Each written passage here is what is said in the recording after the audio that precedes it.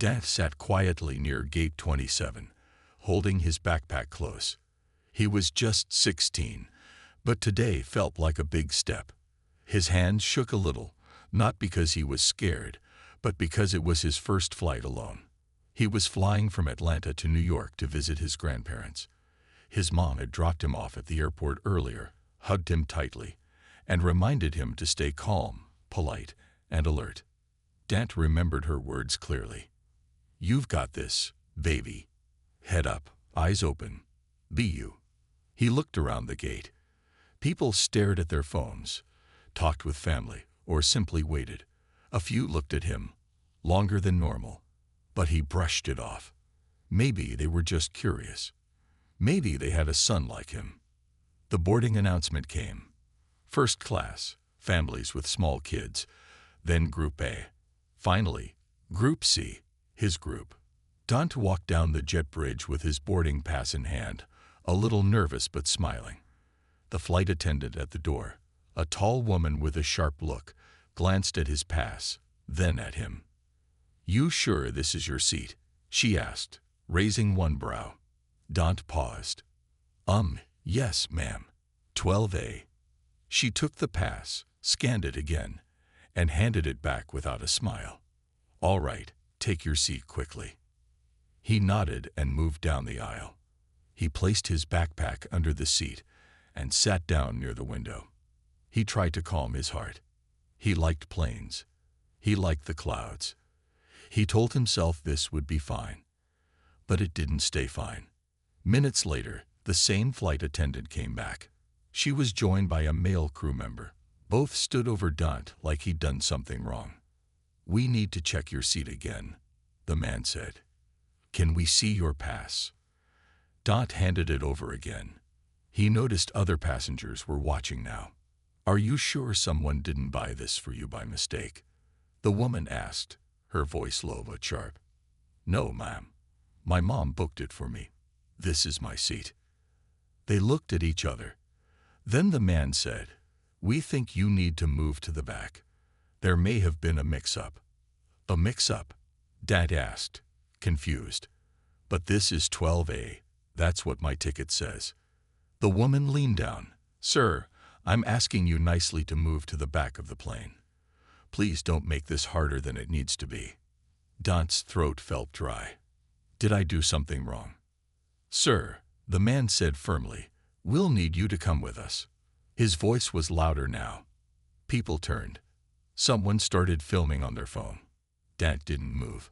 He was frozen, embarrassed, afraid. He wasn't fighting, but something about how they looked at him made him feel small, like he didn't belong. Just then, a voice echoed from the front of the plane. "He's not going anywhere." Everyone turned. There she was, Amara, tall, strong, dressed in a black coat and dark jeans. Her eyes locked on the crew like lasers. She wasn't yelling. She didn't need to. Her presence alone stopped everything. The flight attendant took a step back. "Excuse me, ma'am," the man said. "This is a private matter." "No, it's not," Amara replied calmly. "That boy is my son. And unless you have a legal reason to move him, he's staying in his seat." "Ma'am, you need to step out of the aircraft," the woman said. Amara took a step forward instead. "No, I need you to explain why you're targeting a minor, sitting quietly in his assigned seat, who hasn't broken a single rule." The crew didn't answer. Amara turned to the passengers. "Anyone here see him cause a problem?" Several heads shook. One man raised his phone and said, "Got it all on camera." Amara looked back at the crew. "Try me. Call the supervisor. Call the captain. But I promise you, if you lay a hand on my son, you'll need more than apologies to fix what comes next." Her voice wasn't loud, but it shook the room like thunder. Dante looked at his mother, eyes wide. Relief flooded his face. The crew hesitated. The man whispered something into his radio. The woman stepped aside. Amara walked down the aisle and sat beside Dante. She took his hand. "I'm here now." The passengers were silent. No more whispers, just the heavy weight of truth hanging in the air. The flight hadn't even taken off, but the storm had already begun. The cabin was still quiet after the confrontation. The crew stepped away. The passengers stayed silent, pretending to mind their business. But many watched Amara and Dant out of the corners of their eyes. Dant sat frozen, heart racing. His mother's hand held his tightly. It felt like the world had stopped spinning when she arrived. The strength in her voice had silenced even the most powerful people in that plane. But Dante knew something most people didn't. His mom wasn't just powerful. She was a storm that learned how to walk in silence. Years earlier, Amara Morgan had not always been this composed. Years ago, she was just a young black woman in a city where she was told to stay quiet and follow the rules. She had once stood in a courtroom, not as a lawyer, but as a mother begging for justice after a police officer had shoved her 10-year-old son outside a store for acting suspicious. They never apologized. Amara didn't cry that day, not in front of them. But that night, she made a promise to herself and to Dante. I'll never let them silence you again. I'll never let them silence me again. So she studied while working 2 jobs.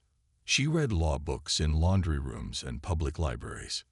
She went to community college, then university, then law school. She raised Dante while defending women from eviction, standing beside teens arrested for wearing hoodies in the wrong neighborhoods. And when the bar exam results came in, she cried for the first time in years. Amara Morgan, civil rights attorney, mother, fighter. She had been through storms, and now she had become one. Back on the plane, Dante leaned toward her. How did you know I needed help? Amara gave a faint smile. Mother's instinct. And my phone. She showed him a message from a kind stranger, a woman from the gate who saw what happened. The woman had recognized Amara from the news. She had sent a quick text through a community app. They're trying to remove your son from the flight. Come now. I ran from the terminal. Amara whispered, no one touches my son. The captain came out next, a man in his 50s, clean-shaven, confident. But his confidence melted when he saw Amara. Ma'am, he said carefully, I understand there was some misunderstanding. I assure you we don't tolerate discrimination on this airline. Amara stood slowly, then explained why 2 of your crew tried to remove a 16-year-old from his assigned seat, without cause, without explanation. The captain hesitated. They said he was aggressive. Dante blinked. Aggressive. Amara's eyes narrowed. My son didn't raise his voice. He didn't even stand up. He's a child, sitting in his seat, following all the rules. But he's black, so that alone made him a threat to them. The captain looked around. He knew the phones were recording again. We'll handle it, he said. Please, remain seated. We'll be taking off shortly. Amara nodded, but she didn't sit down yet. She turned and faced the cabin. My name is Amara Morgan, she said clearly. If any of you were wondering what happened here today, remember this. My son was profiled. They saw his skin, not his smile. His color, not his character. She sat down. Silence. A few people clapped. Quietly at first, then louder. The plane began to taxi. After takeoff, Amara leaned back in her seat, but her mind was racing.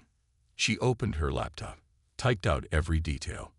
Names, times, faces. She would not let this go. Dante watched her. You're going to fight them, aren't you? She smiled. I always do. Dante whispered, why does this always happen to us? Her heart cracked, but she gave him the truth.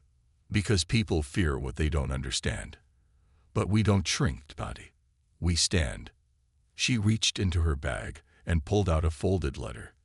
A speech Dante had written for a school contest. She had kept it with her for months. You're stronger than you know, she said. You've already found your voice. Now it's time the world heard it. The next day, the video was already viral. Over 2 million views overnight. News outlets picked it up. Black teen targeted on flight. Mother shuts it down. Hashtags exploded. Some praised Amara. Others, strangers, trolls, called her dramatic, dangerous, one of those. But Amara didn't care. She opened her inbox. Journalists wanted interviews. Civil rights groups wanted her to speak. People across the country, mothers, fathers, teenagers, were writing to her. But she ignored most of it. She had her eyes set on something bigger. A phone call. Amara dialed a number. It rang once. A voice answered. "Hello. This is Amara Morgan," she said. "I need a meeting with your legal director. Your airline has a problem, and I'm here to fix it." The woman on the line stammered. "Are you threatening legal action?" Amara answered slowly. "No, I'm promising it." The soft glow from Amara's laptop lit up the dark hotel room. The screen displayed a document she wasn't supposed to have. The title burned into her memory. Priority Passenger Watch List, Internal Use Only.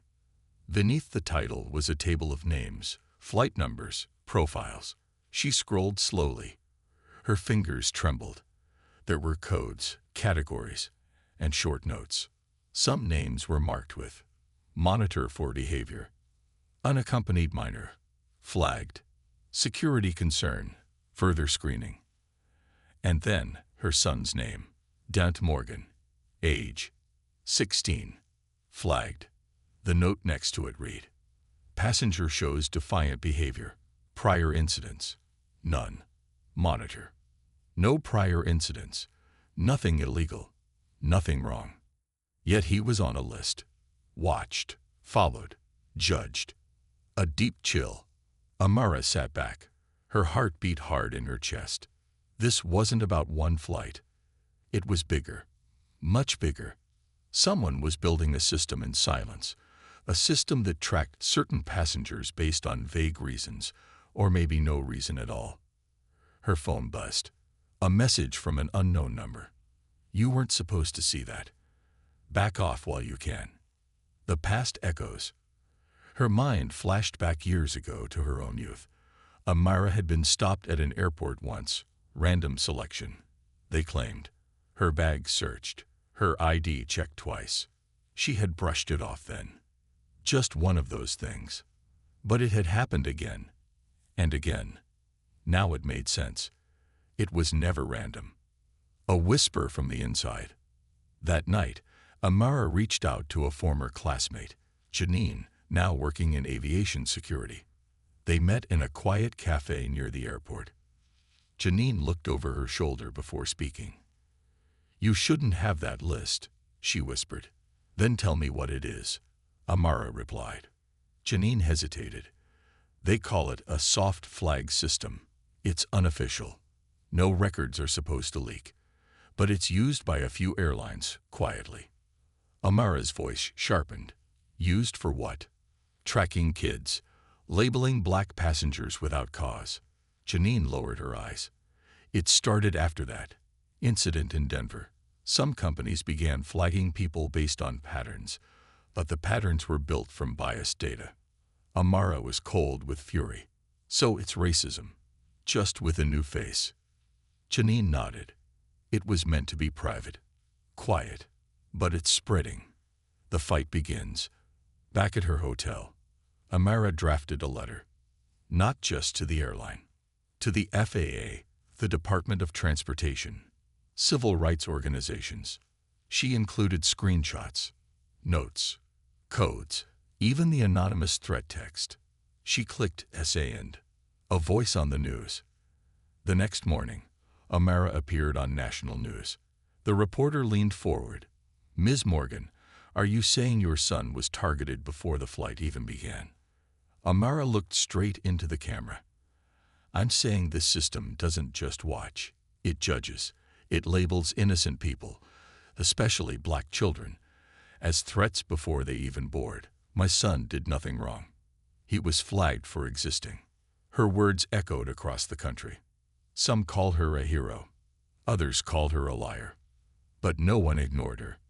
Online storm. Social media exploded. Hashtag flying while black trended. Dozens of other parents began sharing similar stories. A teen in Texas pulled from a flight for looking suspicious. A single black mother removed from first class because someone said she didn't belong. A 7-year-old questioned for traveling with her white adoptive parents. People were angry, and people were watching. Meanwhile, inside a glass tower in New York, a meeting took place. Executives from the airline reviewed the news reports. Their voices were tense. "We can't let this get out of hand," one said. "She has too much attention." Another replied, "Shut her down legally. Threaten her with slander." But a third voice, cold and calm, said something chilling. "No, we discredit her. We find something in her past, something we can use." They didn't know Amara had already prepared for that. They didn't know what she'd faced before. A letter that shook the court. A few days later, Amara filed a formal legal complaint, not just for Dante, but as a class action. She listed names of passengers who contacted her. She cited policies, data, past incidents. The court clerk stared at the file. "Who helped you write this?" he asked. Amara smiled. "I did. Every word." The envelope shook in Dante's hands. He looked again at the typed sentence. "We know what happened in Baltimore." His heart thudded. He had never been to Baltimore. He had never even heard his mom talk about it. The storm behind her smile. Later that night, Dante waited until his mom was alone on the hotel balcony. The city lights glowed below, but her face was distant, tired, silent. He handed her the letter. Her fingers trembled when she read it. Then she folded it neatly, calmly. But her eyes were no longer calm. "Tell me," Dante whispered. "What did you do in Baltimore?" Amara exhaled slowly. Her voice was barely above a whisper. "I told the truth, and someone powerful nearly buried me for it." 13 years ago, Baltimore, Maryland. Amara was a 26-year-old paralegal working late nights in a small law firm. Back then, she still believed the law protected everyone. She believed justice was blind. She was young, passionate, determined. One day, she was asked to sort through documents for a case involving a private airline company. There was a wrongful death claim. Someone's father had died mid-flight. They said it was natural causes. But Amara noticed something strange. The man hadn't been given oxygen. The crew had delayed medical aid. The pilot had reported agitation before landing. She dug deeper, and what she found shocked her. The uncovered lie. There were audio files, crew recordings. One voice said, "He's making the passengers nervous. Just let him calm down." Another voice, tired, annoyed, "He's probably on something. I'm not risking an emergency landing for that." But the autopsy said otherwise. The man had a heart condition. He had asked for help 3 times. The airline didn't help because he was black. They assumed he was trouble. He died in his seat, alone, in pain. Amara brought the recordings to her supervisor. He told her to delete them. She refused. The price of truth. Within days, Amara was fired. Not for leaking files. Not for breaking rules. They accused her of accessing protected client data without authorization. They destroyed her career. The airline settled quietly with the victim's family, but made sure the public never saw the real story. And Amara. She couldn't get a job for nearly 2 years. No firm would touch her. She was blacklisted, silenced. Back in the present, Dante stared at his mom as she finished her story. "They buried it," she said, "but they never forgot me." He asked, "Why didn't you ever tell me?" She smiled sadly. "I didn't want you growing up thinking the world was this cruel. I wanted to protect you, even if I couldn't protect myself." The blackmail deepens. The next day, Amara received another anonymous email. "Drop the lawsuit, or Baltimore goes public with our version of the story." Attached was a fake article draft, twisting the old case. It painted her as a liar, an attention seeker, a disgraced employee with a record of unstable behavior. She recognized the writer, a journalist who once printed stories for money. She refuses to bow. That night, Amara held a press conference. Cameras flashed. She walked to the podium. No script, no notes. And she told everything. The real story, the death on the plane, the cover-up, the blacklisting, her fight to protect her son. "I am not ashamed of what happened in Baltimore," she said, voice firm. "I am ashamed that the people who let a man die still walk free." The room was silent. Then someone clapped. Then another.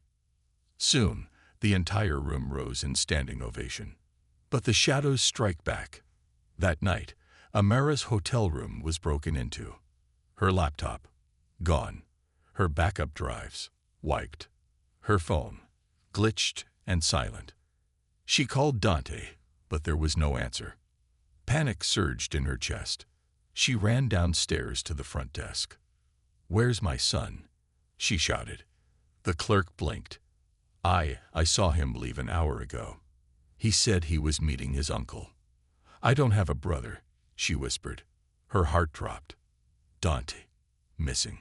Somewhere in the city, Dante was in the back of a black SUV. A man in the front seat spoke calmly.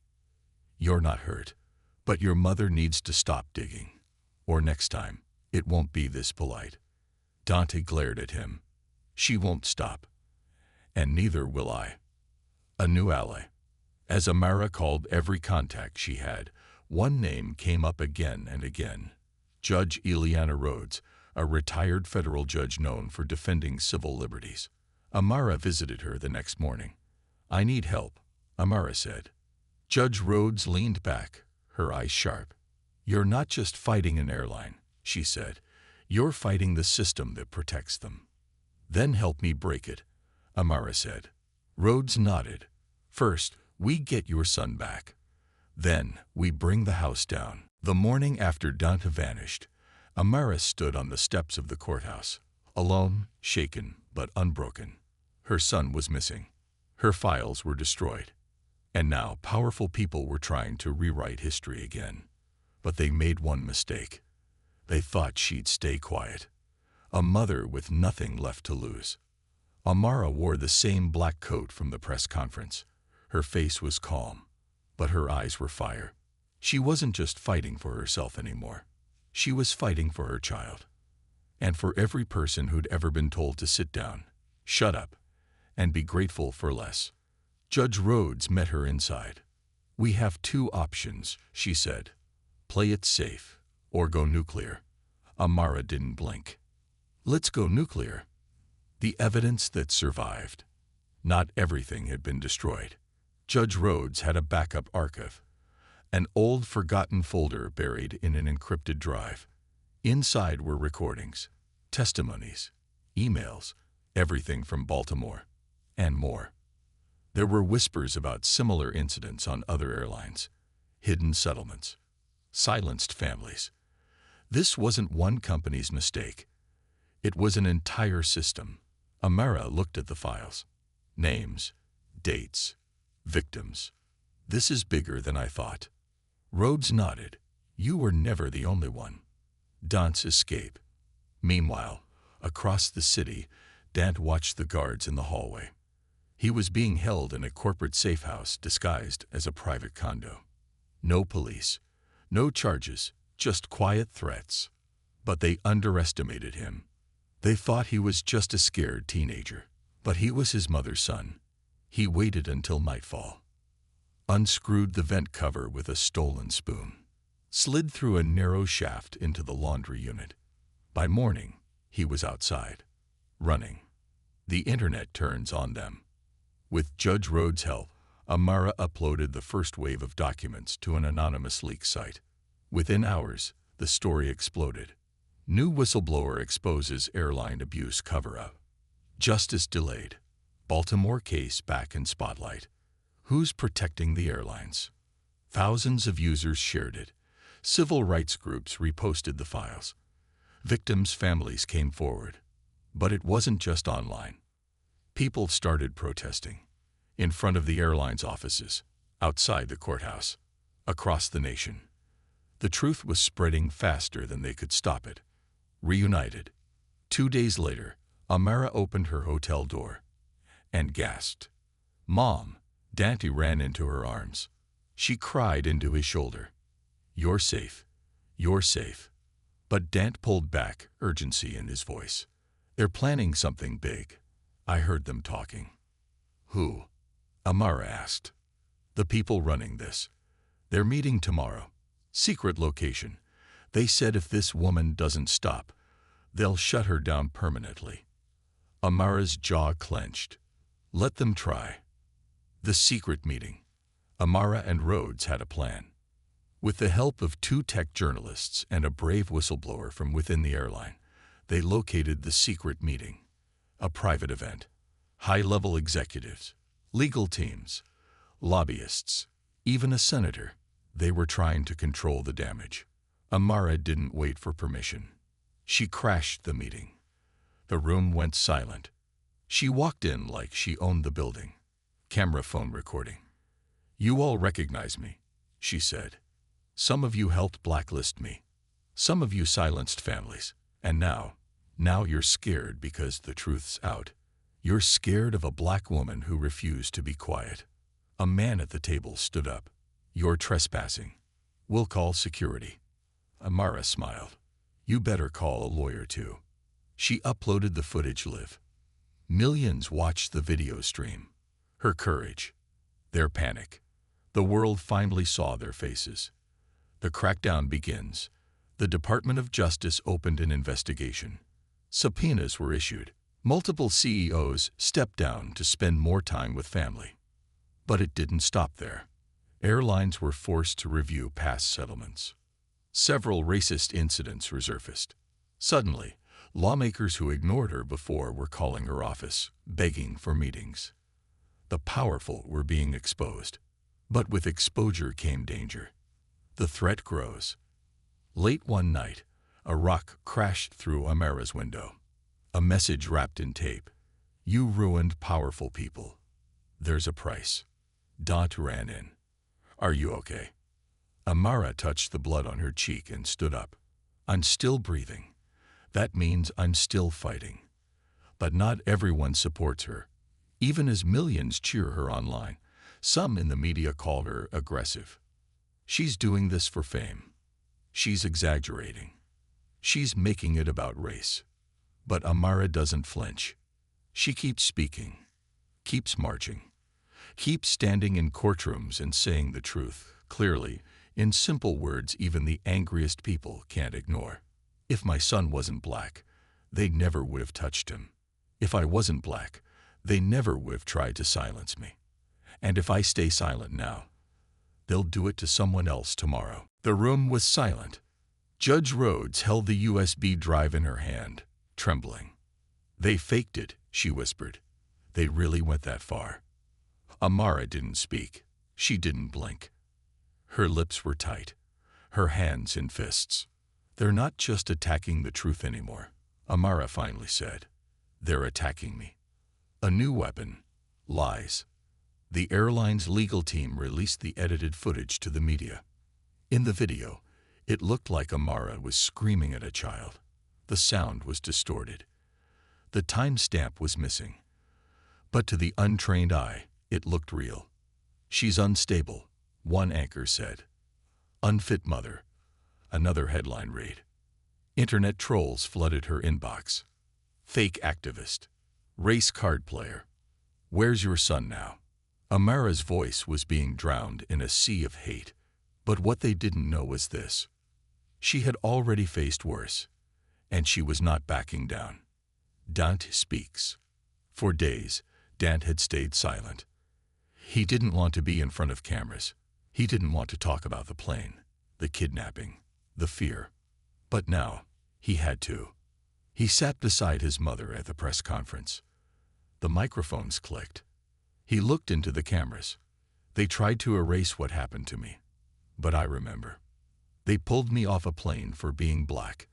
That's it. That's the truth.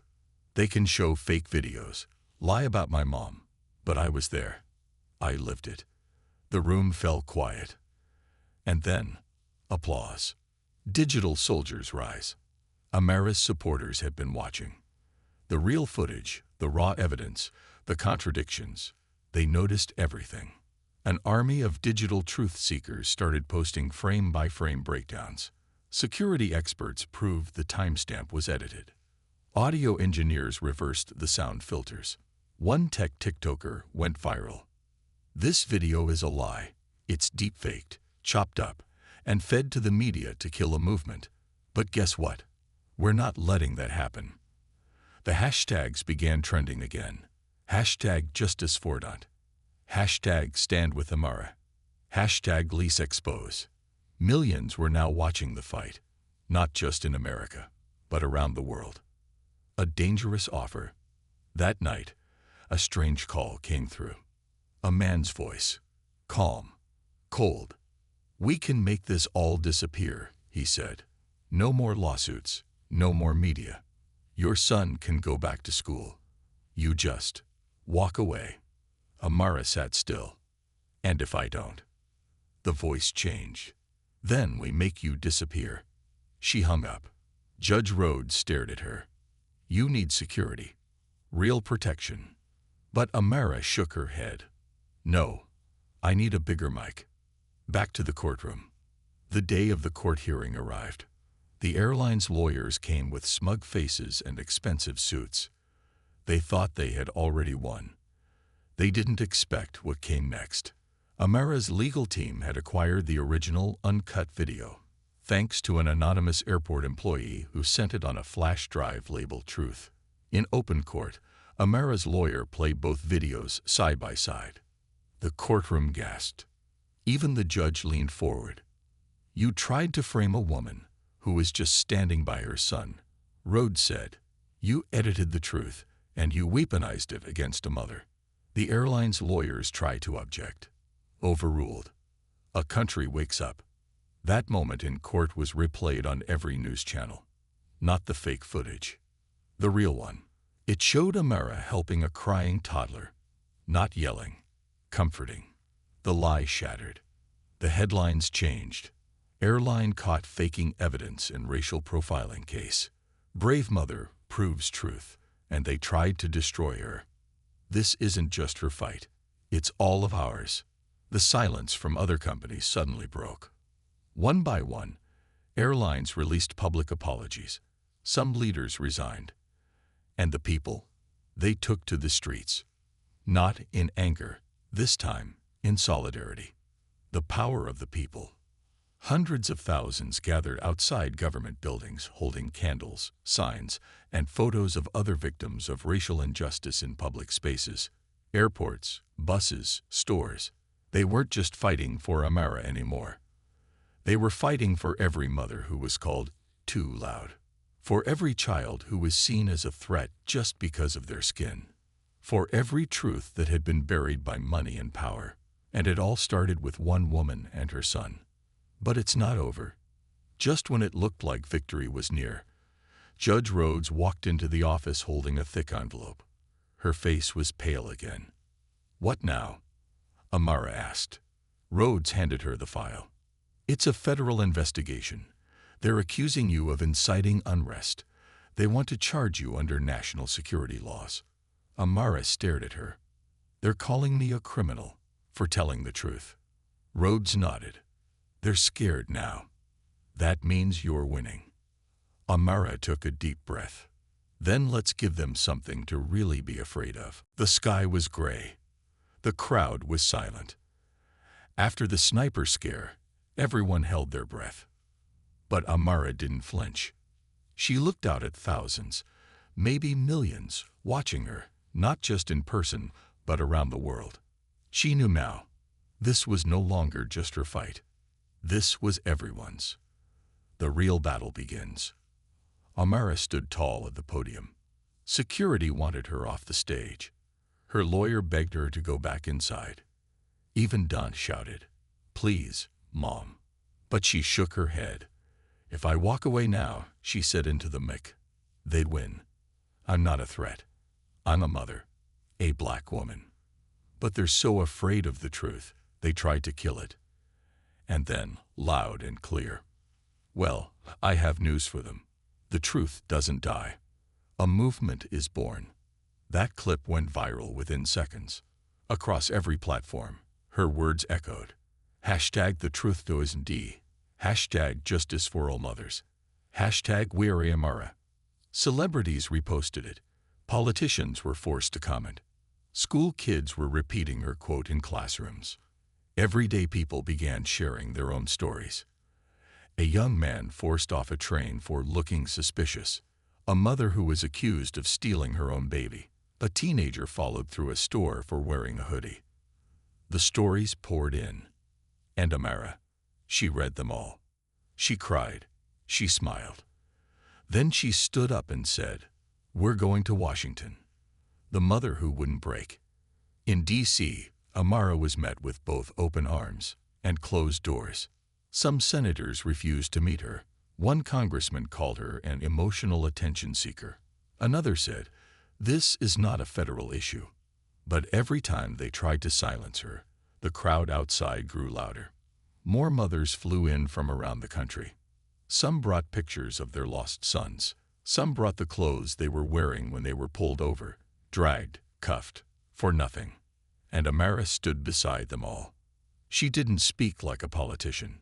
She spoke like a mother, like a fighter, like us. A letter from the president. One morning, Dante opened the door and froze. "Mom," he shouted. "It's from the White House." Amara opened the letter slowly. "Dear Ms. Amara Shaw, your voice has reached us. Your courage has inspired the nation. The president invites you to speak before Congress next week." Amara sat down. Her hands trembled. She had fought airlines, lawyers, media giants, and even assassination threats. Now she would speak to the leaders of the country. Before the nation, the U.S. Capitol was full. TV cameras were rolling. Every senator, every congressperson sat in silence as Amara walked to the podium. Dante sat in the front row, next to Judge Rhodes and her legal team. Amara took a breath. And then she spoke. "They tried to erase my son's pain. They tried to break me with lies, lawyers, and bullets. But I stand here because I am not alone. Because the world stood with me." She held up a folder of names. "These are the names of people just like me, mothers, fathers, children, who have faced injustice while simply trying to live. We don't need more apologies. We need accountability. We don't need more headlines. We need real change." The legacy she left. After that speech, laws began to change. A national airline reform bill was introduced. Mandatory racial bias training was passed in the travel industry. A federal investigation began into Amara's case, and many others like it. But even more powerful, she awakened a generation. High schools began teaching her case as part of history. Universities invited her to speak about activism. Mothers across the world started their own local chapters of the Shaw Project, named in her honor. 1 year later, Amara sat on a park bench, watching Dante play basketball with his friends. He was laughing again, free again, no longer haunted by that flight. A young woman walked up. "Miss Shaw," she asked. "Yes. I wanted to say thank you. You saved my little brother's life. After your case, they changed the security rules. He doesn't have to be afraid anymore." Amara smiled. "I didn't save him," she said gently. "We all did.